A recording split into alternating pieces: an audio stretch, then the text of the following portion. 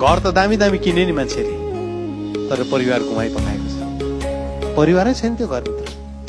आमा एउटा कुनामा डल्लो पर्छ, बाउ एउटा कुनामा डल्लो पर्छ।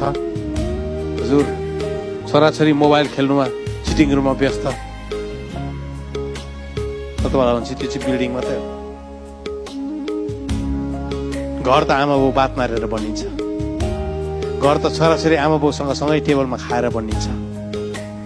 हजुर, मेरो सालोले भन्थ्यो, ए भेना के दुःख गरेको हो त्यो मोमो, तेरिका आमा मासु किमा गर्नुदेखि लिएर प्याज काट्नुदेखि लिएर बनाउनुदेखि लिएर त्यो अचार बनाउनुदेखि लिएर बजारदेखि किनेर ल्याउनुहोस् न 2-3 डबल भयो त 2-3 पेला किनेर ल्याउनुहोस् भयो नेपाली दोकानबाट। मेरो सालोले भनेको थियो।